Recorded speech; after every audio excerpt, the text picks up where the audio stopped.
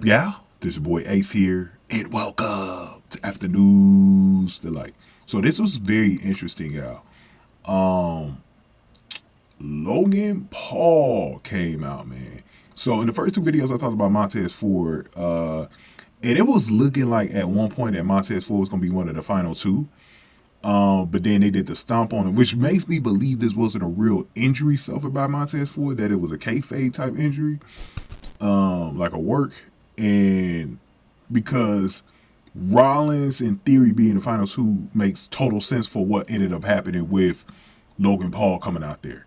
Because I think they set they set it up where Rollins was that close to winning the U.S. title against Austin Theory, getting it from him, and Logan ruined it for him. So it looks like we'll see Logan Paul against Seth Rollins at Mania, which I kind of knew was happening all along. And to me, the least likely dude to win this match was actually Seth Rollins, just because I knew he'd be working another match against somebody else. I knew he wouldn't be defending the U.S. title. And I said, I just can't see Austin Theory losing it right now. They're still trying to build him up. I was like, there's no way, So when Logan Paul came out, I was like, okay, this definitely makes a lot of sense. So basically what ended up happening was that Logan Paul actually entered the chamber, and he had a Buckshot Lariat on Rollins, and the crowd booed hard as hell. The crowd was a win tonight, bro. That Montreal crowd, definitely my top, the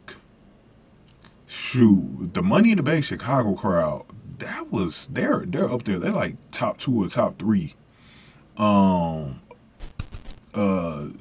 Of crowds probably since like the Ruthless Aggression era, because Ruthless Aggression era, the Attitude era, they had some epic crowds back then.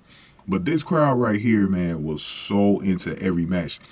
And this is why I say this. Before I go back into Logan Paul, this is why I say it's very important when you are at these wrestling shows. This is how I know there's too many casuals going to these WWE shows these days, because you can see even with AEW. AEW hasn't been booked well in a while, but the crowd still gets into the matches, right? If you have crowds like that, it's going to sell a lot of it, bro. This is why I encourage fans to be into every single match, bro, especially if it's booked well. If it's booked well, try to do your best to get into it, bro, and because it comes off looking way better on TV. Vengeance Day was like that. Vengeance Day, all 5 matches had a good reaction from the crowd. You know what I'm saying? That ended up turning into a great pay-per-view. Clash at the Castle, same thing. That's why that turned out great. I won't even say Extreme Rules is number 4 for me this year, because that Philadelphia crowd was so good that night. So it makes a huge difference, man, when the fans are into the matches, bro. But anyway, so when Logan Paul came out, he performed a stomp on Rollins, bro.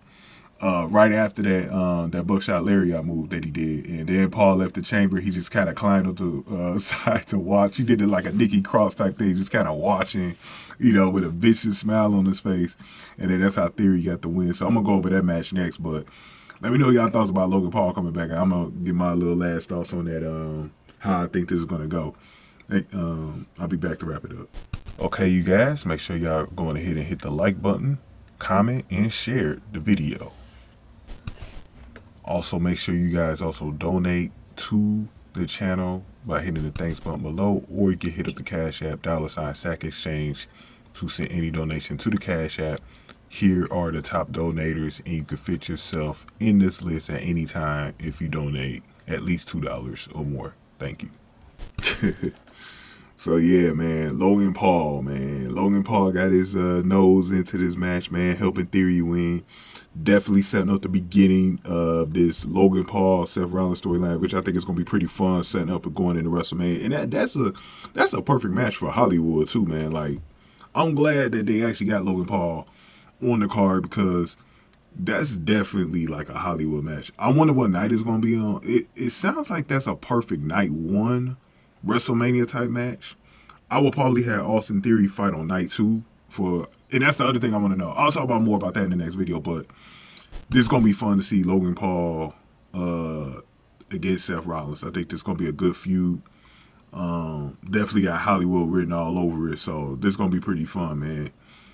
But now we're going to see who's next for Austin Theory. We're going to talk about that in the next video, man. Thank y'all for watching. After News Delight.